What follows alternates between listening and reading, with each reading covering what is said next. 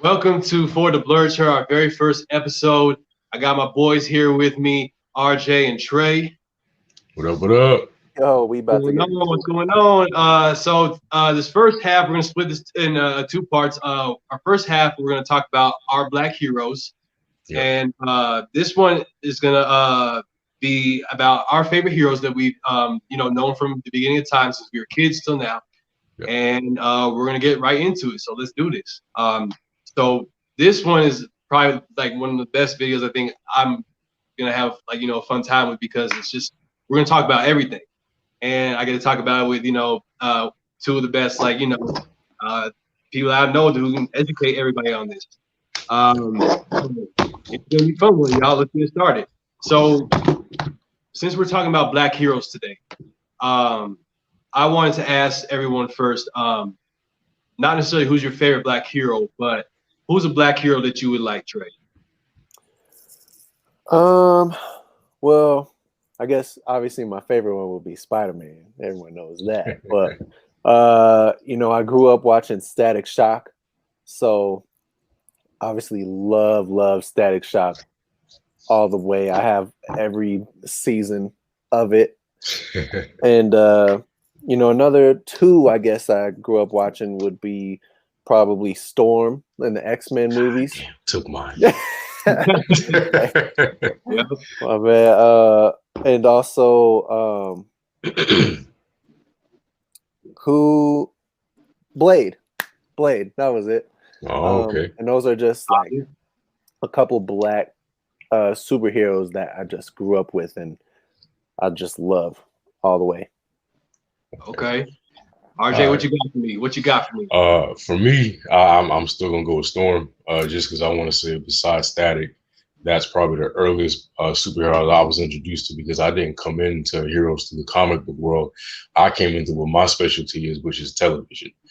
So my introduction to a Black hero was probably Storm, if that's the earliest I can remember. And I just remember her just being like mad regal, mad powerful. She was just chilling. I just, I love Storm. And my second, I'd have to go with Green Lantern, Jon Stewart, just because, come on, I feel like he's the best Green Lantern. He's the Green Lantern with the most personality. Jon Stewart is my favorite Green Lantern. He's the flyest. Oh yeah, all the way, man, all the way. Man had swag. It's just like he's got everything from head to toe, man. He's just the swag, the personality, the powers, all of it fits him. He's just cool as hell, man. He always keeps a cool head. He's always, the moral compass. When he comes through, things is about to be okay. I love his version of Green Lantern. Always have, man. Absolutely. Oh yeah, because I think Green Lantern is just one of those heroes that you can rely on at any circumstance, because he has that seriousness to him as well, and he just gets the job done, man. He don't play no games. He's like a Batman, but done. Yep. Yeah. So the Batman of Green Lanterns. Do y'all remember that Tyrese was trying to play Green Lantern? Let's not bring that up. I was very upset when they posted that render into one of the Black nerd groups I'm in, which, by the way, guys, don't forget to join our Black nerd group on Facebook entitled For the Blurred Chair. Cheap plug. All right, continue. I think that, there's certain heroes, like you said, Jon Stewart, and then Trey, who did you mention? Blade and Static. Blade and Static. So heroes like Blade and Static are all heroes that we just have something that pinpoints us to their location to make them appreciate what we like about them. And I think that as far as Trey's talking about, Static is one of those characters. He's a different character because he's not necessarily an adult like, the other characters that we look at. Yeah. But let's talk about Static. I think Static's kind of one of those heroes that we all obviously love as a Black character and our character. But I think that there still is some parts that of him that we want to see as far as him hitting his prime. What do you guys think about that? Let's start with RJ this time. Static for me, and we did an episode on Static, and I never realized how. I mean, I knew it was important, but I don't think I realized the importance of Static Shock until I got a lot older and went back and rewatched it. It was an episode where he went to Africa, and we saw him come into his powers, as a I guess a teenager. I feel like eventually we need to see Static how he settles into these powers. We need to see he needs to be in, and he was in Young Justice for a minute, but he wasn't a main character. And I feel like eventually I need him to be a little bit older and more of the focus, because he was important to so many black boys and even black girls back then. I mean, I love Static Shock. I definitely think he's one of the most underrated DC superheroes. He doesn't get as much shine as he deserves. He definitely don't. What you think about that, Trey? Yeah, man. So, like I said, Static, grew up with it, love it. It was so relevant to the times and the culture of just black people, period, I think, because it showed gang violence. It showed Yeah, man. the riots, because there was an episode where Static went back in time and he met his mom, and there was like riots going on. There was it showed racism. It showed it showed so much, and also it had a great intro, fly intro. Lil Romeo. He saved that theme song. The first one was whack, but he came and saved it. I was just about to say that. And then RJ, I was gonna say, in Batman Beyond, there's an episode where Terry McGinnis goes into the future and he meets the older Static. But you don't get to see him as much. So I agree with you. We do definitely need to see Static more into his adult years, and just how he kind of evolves his power, because I see Static like I see Peter Parker Spider-Man in the Marvel universe. Like he's the one who can just inherit the kind of royalty of the whole thing. You know what I mean? Yeah. No, I know what you mean. I think one thing is just going back to Static is the fact that us as black people, we are not limited to anything. So in our stories, we don't want to see ourselves be limited. I'm not necessarily saying that Static Shock is a limited character, but just going back, piggybacking off RJ and what we kind of were bouncing back and forth talking about is the age factor. He still hasn't really necessarily hit his prime, and we haven't seen him excel. And us as black people, we have come a long way from, the beginning of time, from slavery to oppression, everything. And we are not that type of race to just be able to not excel in anything that we're good at, because we've come from so little, our ancestors as well, and we want to do better.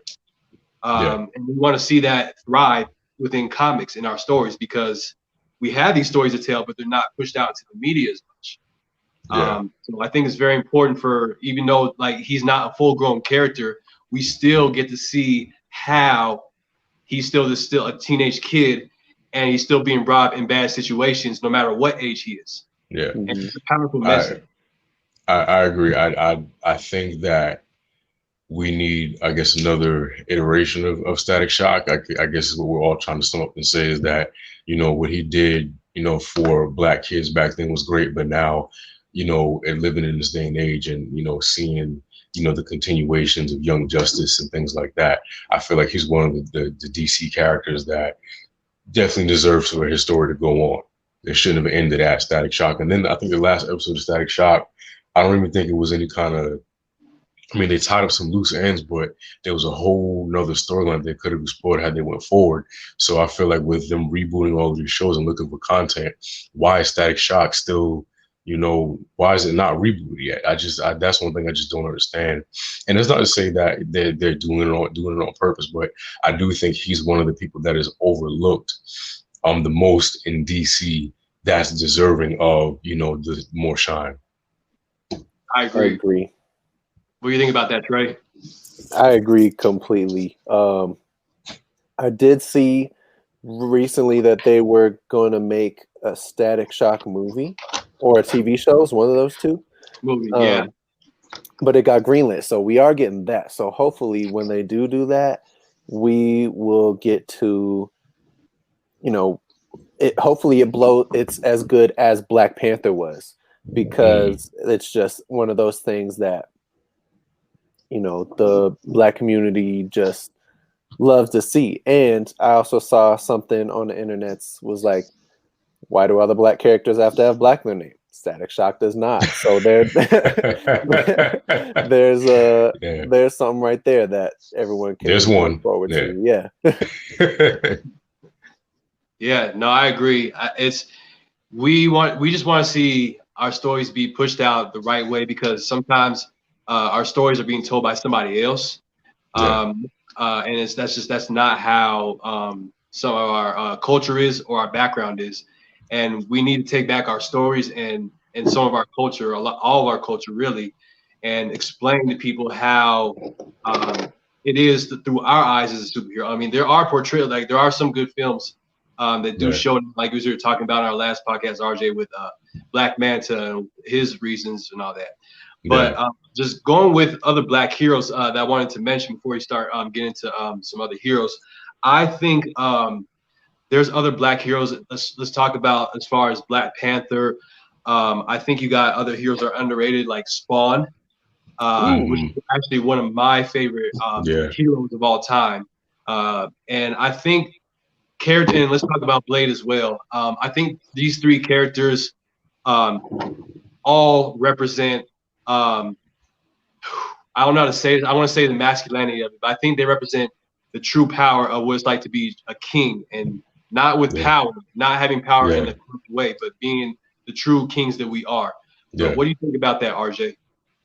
And I want to throw Luke Cage in there too, because I feel like he also gets I kind of like, I guess, underlooked, and that sort of aspect that you described in Blade in, but I feel like they do exude, I guess, that kingship, that that, I guess, for lack of a better term, masculinity of what a Black man should be. I think they have very positive portrayals of what Black superheroes and Black characters should be.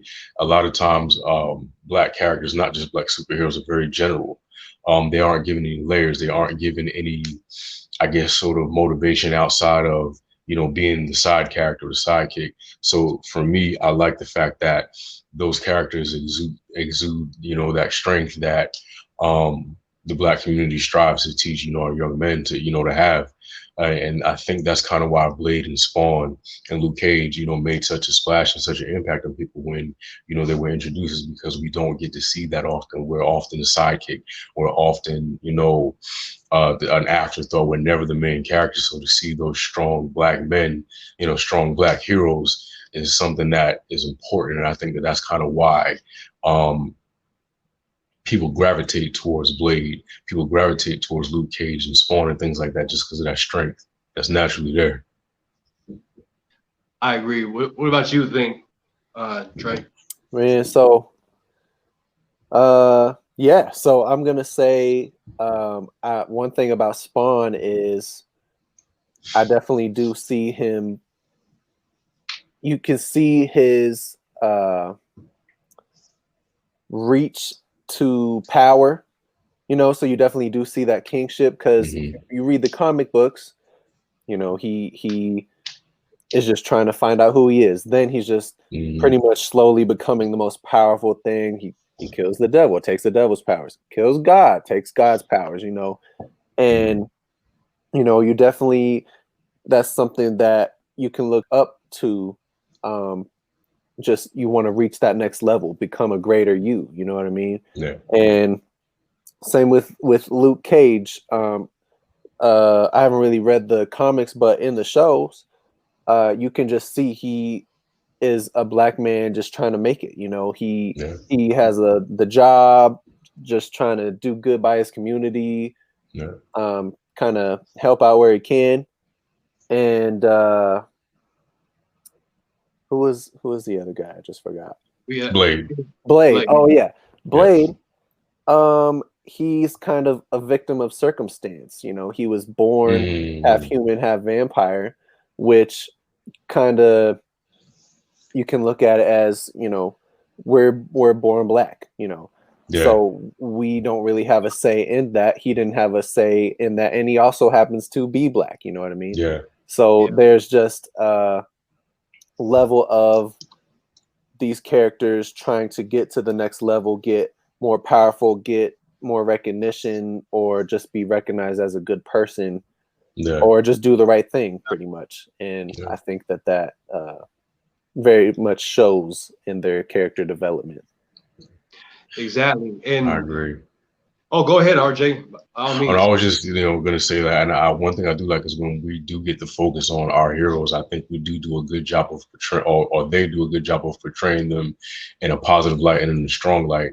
It's just that we don't get the focus that we know that, other heroes get. But when we do, I do say they do make us look like strong, individuals. So that's one thing I say that, comic books does do right when we do get the light shine on us. Yeah, also, absolutely, because I think that's that's the thing is like we are kind of mutants in our own way because we're born with our own strength. Like, as Black people, we just have natural strength, and I think that we chose in comics and media and everything. I think we still need that because that's just the way we're built, and it may look threatening to other viewers, but hey, you know what? If you're threatened by something that you think is threatening through brainwashing what you've seen on TV, then that's personal. You have to go out and ask questions instead of seeing that. You know what I'm saying? Yeah.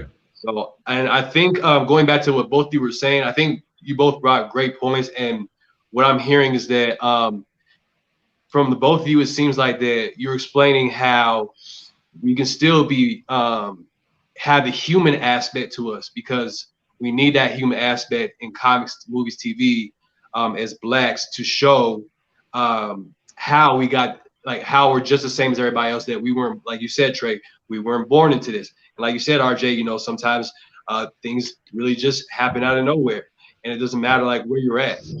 And I think that's important to show that human element, because if we were just Black characters going out punching everything, then in the media, we'd be labeled as angry, aggressive, and violent, as we are already labeled. Or just the muscle. Mm-hmm. Or just the muscle. And we're not just the bronze. We have this, we have everything. So, and that's what we need to do is start breaking, not necessarily just the stereotypes, but we need to start showing that we have more than just our physical ability to do everything. Yeah. And I wanted to know what you think about that, Trey.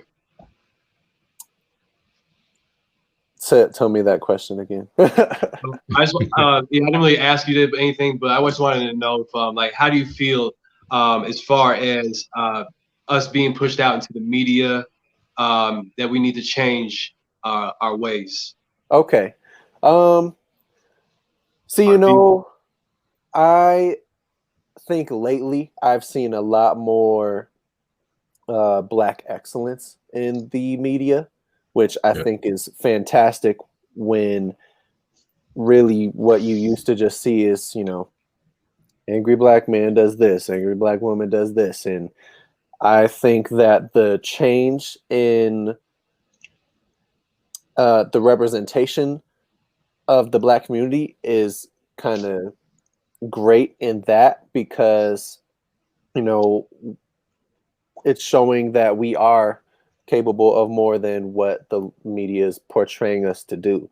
And I think that also comes from, the movies and the shows that have been put out as we've been growing up. Like, what's one you could say? I guess Boys in the Hood. It shows it does show the representation of, a Black man living in the hood, but it also shows the representation of Black men trying to get out of the hood. Ricky, prime example. Yeah. He's trying to go to college. He's trying to, do good by his family and his daughter. And, unfortunately, we all know how that ended, but,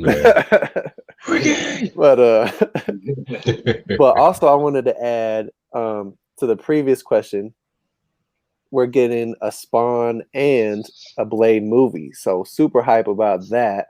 Oh yeah, And I can't wait for that. That's going to be dope. But Yeah. thinking about that reminded me of another black character that I don't think a lot of people really remember in X-Men Evolution, Spike. Oh yeah, Y'all absolutely. remember I that? forgot about Spike. Yep. Okay, yeah. Yeah. Spike had a good storyline too. Spike was dope. Yeah, X-Men Evolution was dope. But yeah, Spike was dope. Yeah. And yeah, no, I agree. I think he's underrated. He's one of those characters exactly that, again, we were talking about that doesn't get pushed into the media that well, and we can exploit him into film or just like it's like an X-Men character that comes in, because that's another opportunity for an actor, and it's another way to show off just another character that has a lot of information about it and play in a whole TV series. So I agree with you. Yeah, what you think, RJ? I completely forgot about Spike, and that's just a testament to how, we aren't really given prominent roles in, I guess, for lack of a better word, media. You remember Shadow Kitty, you remember Shadow Cat, Shadow Kitty, what the fuck ever her name is. You remember, all the other little side X-Men and things like that. But I'm kind of disappointed in myself because I forgot all about Spike. I remember everybody. I remember Toad. I remember everyone in X-Men Evolution, but I completely forgot about Spike. But for me, I'm happy that we're getting a Blade and the Spawn movie, because it shows that media is starting to see that there's money in, I guess, black superheroes. There's money in black people. We can relate. Just audiences can relate to more than just the standard white generic male. They can relate to black people, and I think they're starting to see that in giving Falcon the mantle of Captain America. We got a Black Panther movie, we're getting Blade, we're getting Spawn. I think that they're starting to see the value in black media as a whole, and they're starting to see that black people will come out, or black and white people will come out to see a black superhero. So I'm glad that we're getting that shine that we so greatly deserve. Because look how much money Black Panther made. Look, just the toy sales, the merchandise. Black Panther was a cultural phenomenon. And I know it got on some white people's nerves. I read the comments on Facebook, which I shouldn't, because that's the worst thing you can do. Black Panther came out with a Build-A-Bear, and people were like, this is what we're talking about. You guys are doing too much. And me and my facts, actually, they have a Thor, they have a Captain America, they have a Hulk. Here are the links. So before you go being upset that there's a Black Panther Build-A-Bear, just realize that they're not doing it just to be exploiting the black dollar and things like that. There are actually other, Build-A-Bear. So I said it to say that I think that people are being more accepting of black characters in general, not just like comic books, but look at Ariel. Hallie from Chloe and Hallie is going to be Ariel. Some people are mad about that, but at the end of the day, we know that that's going to blow it out the water, man. Exactly, right? They're mad, but we know that that's going to make money because she's talented, and I believe that they're starting to see that black people automatically doesn't equal we're going to come out of this at a loss. Yeah, the black dollar is so valuable, and I think they know that, but it's just the fact that they're starting to see now finally that not just Black Panther, but Black Panther kind of was the stepping stone to be like, hey, okay, these movies can do well, but it shouldn't have been like that. Even though I'm not saying Spawn with Michael J. White's a good movie. I'm not saying that. I like it. I do because he's one of my favorites. But it's interesting. Yeah, exactly. It's very interesting. It's a movie. It's a movie. I agree. No, I agree with both of you. I mean, it's just a matter of how, like you were saying, RJ. It's just we don't get certain. You don't have to push out every single black character. That's not what we're saying. I think it's just the fact that the ones that we appreciate that have the most interesting story that needs to be told to children and just other viewers needs to be pushed out, because the children are the future, and children still read comic books.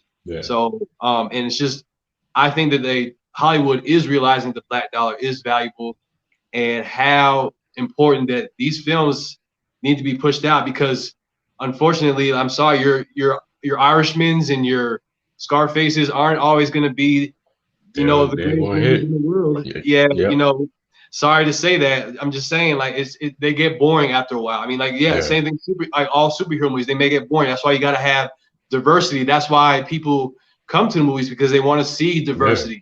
They don't want to just see white. They don't want anymore. They don't want to see just Hispanic, or they don't want to see just Asian. They want to see everything. But I mean, we'll maybe put Mulan. Yeah. But that's still. I like that. I think what we're starting to come to the realization is that America's blended, even though we're not equally, equal parts white, equal parts black, Latinx, etc., Asian. But America is blended. And I think that we're starting to see the media should reflect that, even if it's not accurate. You throw a few more, Asian Americans in there, throw a little bit more African Americans in there, give a little razzle dazzle. Like you said, we don't want to come to the theater and see the same blonde hair, blue eyed, white woman save the day. Same thing with, white savory movies and things like that, just media in general. I think they're starting to realize that people are getting bored of seeing the same thing over and over. And I think that's why we're getting the opportunities that we're getting, is because the media is bored with, I don't want to say they're bored of the white people, but they're bored of seeing the same thing over and over. So I think that is kind of opening up doors for, black people to come in and assume these roles, marry MJ, Zendaya, little things like that. Like, we are finding our way into these roles, and I'm from what I'm excited about it. I can't wait to see not just black people, but more people take over, roles in general, and just, get more exposure in the media, because that's what we need. And that's what this show is about, talking about black heroes and, what they mean to us, and, beyond that. Yeah. Yeah, man. Hey, I agree with that completely. And I also want to shout out to Shang-Chi. Marvel was going to make the Shang-Chi movie, which is another example of just different race taking that leadership role in a movie. And, myself personally, huge fan of Kung Fu, which, if you know kind of the history of Kung Fu, it's huge in the Black community. It has influenced so much, even with breakdancing and the history of breakdancing and just Kung Fu theater, period. The Black community loves Kung Fu movies. And, I think that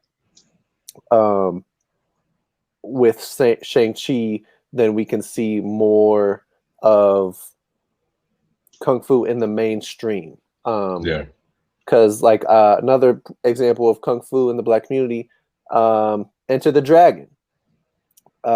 Bushido Brown, I think that's his name. He I know was, you're talking about. Yeah, he was a, you came straight out of a comic book, straight quotable man that was in came straight out of a comic book, fool. Exactly. I know y'all know this from.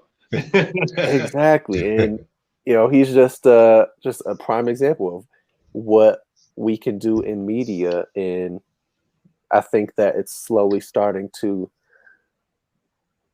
give us more spotlight. So I think that's really cool. Yeah, no, I agree with both of y'all. We see it in, not just Black Panther. We see it being pushed into media. Yeah, just not even with Black Lightning right now. That whole cast, like, everybody loves that show. And they're, same thing with Batwoman, just got recasted as a Black character. We're starting to see more diversity. Starfire and Titans is Black. So, I mean, they could have gone anything. Had to grow on me. Starfire and Titans. It had to grow on me. I'll be real. Like, I wasn't with it at first, but it grew on me. It grew on me. Yeah. Oh, yeah. I think it was just the outfit for me, because I just was like, it just looks too plain and. I think that was it for that wasn't it for everybody. Some people just didn't like the fact that she was Black, but for most people who saw past that, it was more the costume design that kind of blew everybody. Because I think, and we've talked about this before, comic book fans, you have to respect the source material, and when you don't respect the source material and you make changes, those changes have to be good. And I think that whatever they did with Starfire's appearance is what kind of had. That's why they met that resistance, was because of her appearance. I agree. Yeah, and it's just, it always comes down to, for us, it's always about looking fly, like I've always mentioned. And it's just, going back to our other black characters, is just we like to. That's just a part of our culture. We like to dress fly, and we love doing stuff like that. We just love looking good and fresh. Because that's just the way we are. And we have to show that in our comics because it's so important. Because that's just not just a part of our culture. It's just the way how we were brought into that culture. So, but it's, moving on, touching to my first question, I'm going to ask you, the both of you tonight. So. That was the first. This is the first question. We've been talking for 30 minutes. We just been talking. That's funny. So now that we're diving into the actual show, folks, you got to forgive us. Well, you two are already friends, but we're becoming very close, and our conversation just flows sometimes. So we've been talking everything for like 30 minutes. So now the show starts. Action. Welcome to For the Blurred Chair. The very first video we do nothing.